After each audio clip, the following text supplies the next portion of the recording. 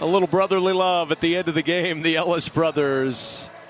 And then some teammate love. Justin Simmons and his former teammate Cortland Sutton with an embrace at the end of this one. All Broncos today, 38-6. Our player of the day is brought to you by State Farm. And of course, it's Bo Nix. His first 300-yard passing day as a pro quarterback. He was brilliant. 28 of 33, 307 yards, 4 touchdowns, a quarterback rating of 145. And the Denver Broncos now 6-5 on this season. With their eyes firmly pointed forward, the Broncos leaping higher than ever with a 38-6 win. For Daryl Johnston, Laura Oakman, our entire crew, I'm Kevin Kugler. Let's send it now to our Fox studios in Los Angeles. Welcome to the State Farm Postgame Show.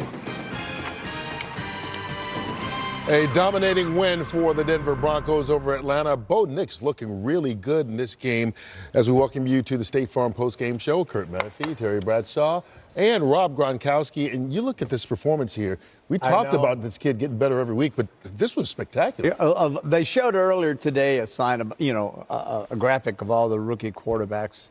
And he is in the perfect position because if you're a young quarterback, and I think all our viewers have heard me say for years and years and years, Sean Payton's one of the greatest quarterback coaches, one of the great play callers that we have in the NFL today. And he's got Bo Nix. He's got a 5-year starter, as you said earlier, that came out of college, very mature, a very smart kid. And that offense, we know, is complicated. And what he's doing with Bo Nix, as you can see, he's getting better and better and better. And Atlanta came in a hot football team.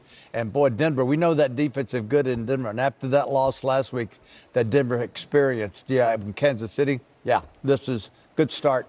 It's good to see. We'll get your thoughts in a second here. Gronk, Bo Nix, 28 of 33, over 300 yards and 4 touchdowns. And as he's leaving the field, he had a chance to speak with our Laura Oakman.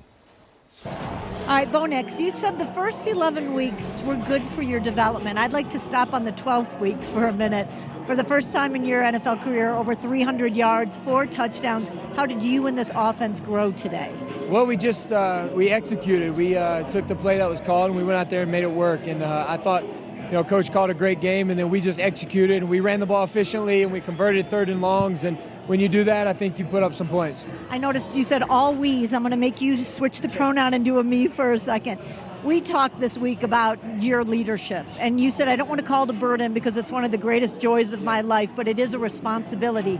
We see how you're growing on the field. How are you growing off of it? Well, it's a great responsibility, and I think, the more games, the more exposure and the more experience I get playing these type of games, playing these teams, I think the growing is just going to get better, and we have a really good team. We have a competitive team, a mature team to be so young, but we're just hungry, and we're trying to go each week and find a way to win a game. Congratulations. Great game today. Thanks, Bo. So much. Bo Nix is the quarterback of this year's draft that is kind of flying under the radar. Now it's his time to shine, and he has earned that. There's no doubt about it, especially after this game, throwing 4 touchdowns, going against a pretty solid Atlanta Falcons team, and absolutely destroying them. And Bo Nix, this guy's steady. He has a great arm. He's fast, and, he makes great decisions on the fly as well. It's like he's a veteran. It's like he's 3-4 years in the league, and I would say that contributes to having a great coach, and Sean Payton put him in great positions to succeed. And also, I'm going to say it once again, like you said, Terry, and I said it earlier, that he has so much experience from the college level that he was so ready to come in and be a pro. And look, he has a C on his chest already as just a rookie. That means a lot, and that shows his leadership and how developed he already has been and won coming the into respect the NFL. of his team. Yes, that It is seems like the perfect match with the head coach there in Sean Payton. Let's check in on some other highlights. And this one just going final, Seattle at San Francisco. George Kittle, great tight end for the 49ers, out with a pulled hamstring. Watches those play action. Nice job by Purdy. Great play action. Finds Jennings for a 3-yard touchdown. Wide open, 17-13. It is the 49ers, and down comes Geno Smith. Just when you think you got him beaten, this guy competes. He gets it down there. He drives the Seahawks all the way down for a 13-yard touchdown scamper, and it's 20-17 now. Seattle over San Francisco. It is a final. It's a final. There you go. What a job by Smith and the Seahawks. Buffalo, Josh Allen. We talked about Allen going up against Kansas City. Patrick Mahomes, a nice job here. Allen under pressure finds Sammy for 12-yard touchdown. It's 23-21. Buffalo over Kansas City. Mahomes with 3 touchdown passes in this game, though. All right, earlier today, Pittsburgh got 6 field goals, and that was enough to knock off Baltimore. Green Bay blocked a field goal at the last second to knock off Chicago. The Rams get back to 500. New Orleans wins their second in a row after losing 7 straight. The Lions have won 8 straight. They're now 9-1. Minnesota still a game behind them as they knock off Tennessee. Indianapolis wins on a last-minute touchdown against the Jets, and Miami gets the victory over the Las Vegas Raiders. All right. You guys ready to be done with Week 11 here? No, man, I tell you, I look forward to this. I love doing this show and working with this young man over here. Of course, with you, you're my horse partner. There we go. All right, we will be riding side saddle again next week with a pregame show.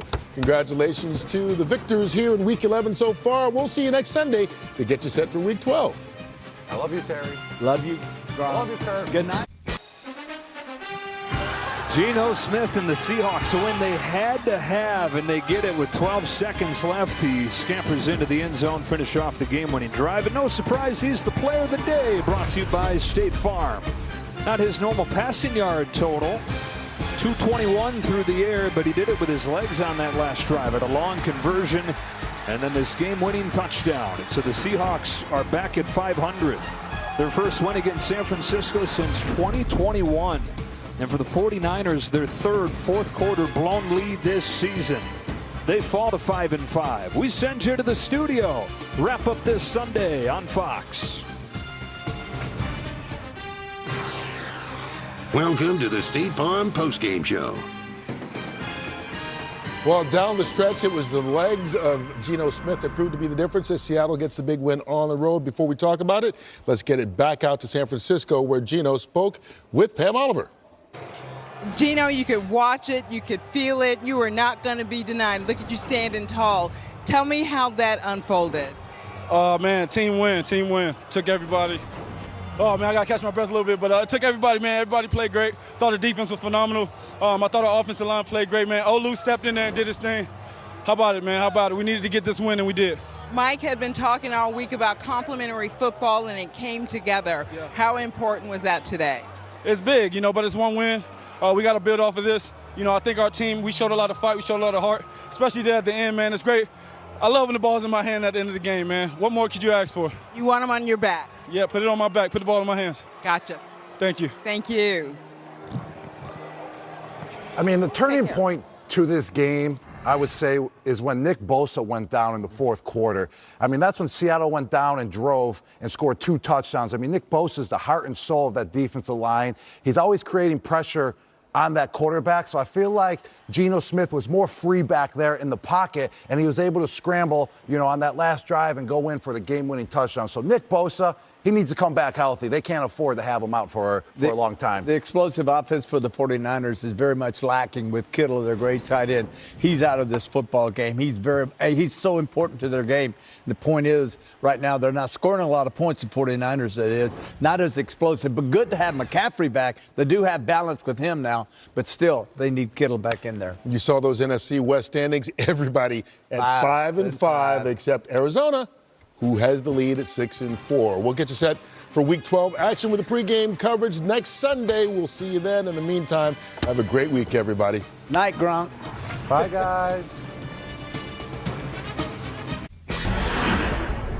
Fox Sports thanks you for watching this presentation of the National Football League. For NFL news and highlights, go to NFL.com.